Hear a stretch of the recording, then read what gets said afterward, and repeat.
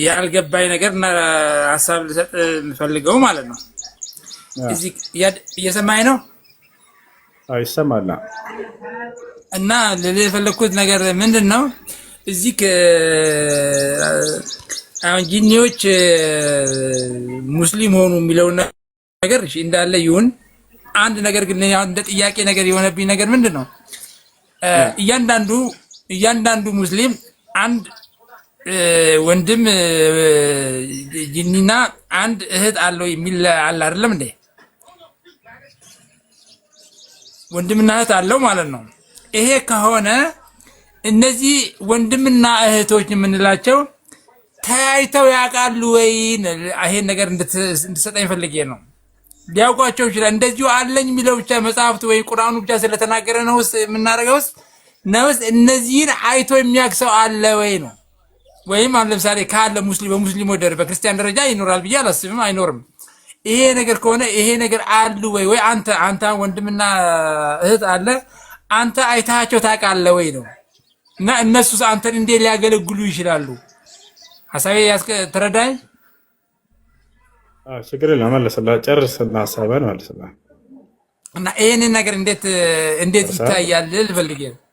ይሄ ነገር እንዴት ሊታያል ልፈልጌ ነው ወንድምዬ። አመሰግናለሁ።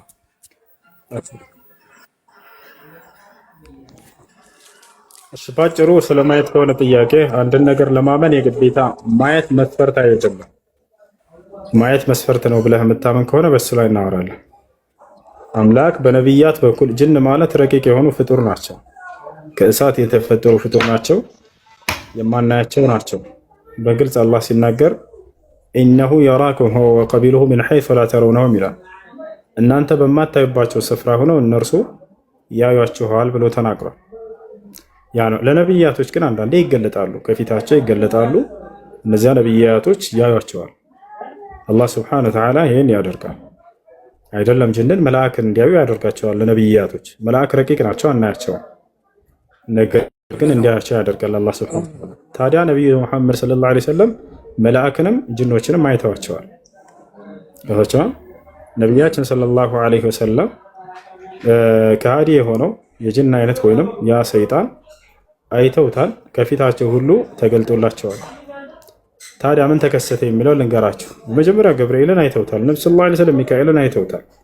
ረአይቱ ጅብሪል ወለሁ ሲቱ ሚአ ጀናህ አሉ ነብዩ ሰለላሁ ዐለይሂ ወሰለም። ገብርኤልን አይቼዋለሁ ለእርሱም 600 ክንፎች አሉት አሉ። ከነ ክንፉ አይተውታል። ክንፋማ ናቸው መላእክቶች።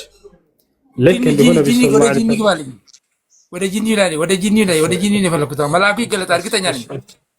እሺ ጅኖችንም ልክ እንዲሁ ነቢያችን ሰለላሁ ዐለይሂ ወሰለም አይተዋቸዋል። ገብታቸዋል። ነቢያችን ሰለላሁ ዐለይሂ ወሰለም ፊት ጅን ተገልጦ ወይንም ማን ነው ሰይጣን ተገልጦ፣ የጅን ማለት ከእሳት የተፈጠረ ፍጡር ነው። ከእነርሱ መካከል ያመነም የካደም አለ። ከሃዲዎቹ ሰይጣን የሚል ባህሪ አላቸው። ሰይጣን ማለት አማጺ ማለት ነው። ስለዚህ ያ ሰይጣን በነብዩ ሰለላሁ ዐለይሂ ወሰለም ፊት ተገልጦ ሊፈትናቸው በተገለጠ ጊዜ ነቢያችን ሰለላሁ ዐለይሂ ወሰለም አንገቱን ይዘውታል። እዚህ ጋር አንቀውታል። በመዲና መስጂድ ላይ ሰይጣንን ያ በነቢያት ፊት እየተገለጠ ሊፈትናቸው የሚቀርበውን አካል ማለት ነው። ዋናው ነቢያችን ሰለላሁ ዐለይሂ ወሰለም አግኝተውት አንቀውታል። መሳለቂያና መጫወቻ ሁሉ ሊያደርጉት ነበር። ኢየሱስ ክርስቶስንም ሊፈትነው እንደተገለጠለት ታውቃለህ። በዛም ተገለጠለት። ኢየሱስን ግን እንደፈለገ አድርጎታል። ተራራ ለተራራ በመቅደስ ጫፍ ላይ እየወሰደ ለእኔ ስገድልኝ ብሰግድልኝ ይህን የዓለምን መንግስታት እሰጥሃለሁ እያለ ሁሉ አቅርቦለታል። ኢየሱስ ክርስቶስን ከተራራ ወደ ተራራ ከተራራ ወደ መቅደስ ጫፍ እየወሰደ እንደፈለገ ሲያደርገው ነበር። ነቢዩ ሰለላሁ ዐለይሂ ወሰለም ጋር ግን ከፊታቸው ተገልጦ ጭውት ነው ያሉበት። ፈተኑታል። ይወስደው ነበር እንደፈለገ ከተራራ ወደ መቅደስ ጫፍ ምናምን ወስዶታል አይደል? ወስዶታል፣ ግን አላሸነፈውም። ሙስታፍ ቆይ ጨርስ። የዓለምን መንግስታት ሁሉ በቅጽበት አሳይቶታል። ይሄ ድንቅ ተአምር ነው። አንተ አንድ እሺ። እና ነቢዩ ሰለላሁ ዐለይሂ ወሰለም ጋር ግን ተገልጦ ምን ሆነ ከተባለ ተዋርደው ነው የሄደው። ተጀላ ሊየ ሸይጣን አሉ ነብዩ ሰለላሁ ዐለይሂ ወሰለም። ሰይጣን ተገለጠልኝ አሉ ሊፈትናቸው። ምን ወራኢ በይቲ አሉ ከቤቴ በስተጀርባ ተገለጠ። ፈአኸዝቱሁ ያዝኩትም አሉ። ፈኸነቅቱሁ አሉ ቃል በቃል አነቅኩትም አሉ። ነው ያደረጉት እንዲህ አንቀው ማለት ነው። ሐታ ወጀድቱ ቡርደ ሊሳኒሂ ዐላ የዲ አሉ የምላሱንም ቅዝቃዜ በእጅ ላይ እስካገኝ ድረስ አሉ። እንዲህ ከማነቃቸው የተነሳ ማለት ነው። ወአረድቱ አን አርቢጠሁ ዐላ ሱወር ሚን አስዋር አልመስጂድ ነበዊ ፈየተላዐቡ ቢሂ ናስ አው ፈየስተህዚኡ ቢሂ ናስ ፈተዘከርቱ ደዕወተ አኺ ሱለይማን ረቢ ሀብ ሊ ሙልከን ላ የንበጊ ሊአሐድ ሚን በዕዲ ፈተረክቱሁ አሉ ነቢ ሰለላሁ ዐለይሂ ወሰለም። እና ነቢያችን እዚህ ጋር ይቅርታ ወንድምዬ ስላቋረጥኩ ሀሳብ እንዳይበተንብህ። እሺ አሁን በኋላ እንዳደረገ ኦኬ። አሁን አንገታቸውን እያያዙ ካልገኝ እነዚህ ሰይጣኖች መናፍስት ናቸው ይባላል። መናፍስት አካል አሁን ስም ያለው አካል ማለት የማይጨበጥ ማለት ነው። መናፍስት ማለት የለኛ እይታ ከኛ እይታ የተሰወሩ ስለሆኑ መናፍስት ተባሉ እንጂ አካል የላቸው ማለት አይደለም። አላቸው መናፍስት ናቸው አይደል? ትክክል። አሁን ስም ያለው እስዬ አንድ ነገር ስርደት ስም ያለው ነገር ሁሉ ጊዜ አካል አለው። ይሄንን ኦብቪየስሊ እንግዲህ ይሄን አምናለኝ። እና መናፍስቶች ለምሳሌ እንዲህ መናፍስት ከሆኑ አሁን ለመሐመድ እንግዲህ ወንድም እህት ብለው እንደዚህ ቀንም ማታም ከሱ ጋር ውለው የሚያድሩ ስላይደሉ እንደዚህ እየተለያዩ የሚያደርጉ እንዴ ብሎ ሊይዛቸው ቻለ? አንገቱን ለምሳሌ አነቀው የምትለኝ እንዴ ብሎ ሊያንቀው ይችላል? ተገለጠ። አካላቸው ምን አይነት ነው? ከእሳት ነው የተፈጠሩት እነርሱ። መላእክት ከብርሃን ነው የተፈጠረው፣ ሰው ደግሞ ከአፈር ነው የተፈጠረው። ስለዚህ ተገለጠ ለብቻቸው። ነቢያችን ሰለላሁ ዐለይሂ ወሰለም አነቁት። ከእሳት ሲባል ጊዜ ግዴታ እየተንበለበለ እሳት ናቸው አሁን ላይ ማለት አይደለም። አሁን ላይ የሚራቡ የሚዋለዱ ናቸው እነሱ እንደኛ ገብተዋል። ለምሳሌ ሰው ከአፈር ነው የተፈጠረው እንላለን። አሁን ላይ ሰው እየቦለለ የሚሄድ አቧራ ነው አፈር ነው አይደለም። የተቀየረ ይዘት አለው ስጋ የሚባል ልክ እንዲሁ የእነሱ መጀመሪያ መነሻቸው የተፈጠሩት እሳት ከሚባል ቁስ ነው። ልክ ሰው ከመጀመሪያው መሰረቱ አፈር የሚባል ቁስ ሆኖ አሁን ላይ ግን አፈር ሆኖ የሚንቀሳቀስ አይደለም። ከዛልክ ልክ እንዲሁ ከእሳት ነው መነሻቸው። ወልጃነ ኸለቅናሁ ሚን ቀብሉ ሚን ናሪ ሰሙም ይላል አላህ። ጋኔንንም ከሰው በፊት ከሚንበለበል እሳት ፈጠርኩት እያለ እንደተናገረ ከዚያ በኋላ ነቢያችን ሰለላሁ ዐለይሂ ወሰለም ፊት ተገለጡ። እነዚህ ሰይጣናት ነቢያችን ሰለላሁ ዐለይሂ ወሰለም አንቀው መጫወቻ አደረጓቸው። አይደለም ሊፈትኗቸው ምናምን። አላህ ለምን ሙሐመድን ለደጃል አይልከውም ይላል። ነቢያችን ሰለላሁ ዐለይሂ ወሰለም ስለ ደጃል ወይንም ስለ ሐሰተኛው ክርስቶስ ተናግረዋል።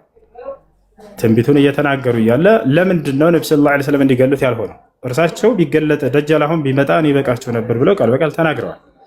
ስለ ደጃል ትንቢትን እየተናገሩ እያለ ነቢ ሰለላሁ ዐለይሂ ወሰለም ደጃል ማለት ሐሰተኛው ክርስቶስ ነው፣ መጨረሻው ዘመን ላይ የሚነሳው ነው።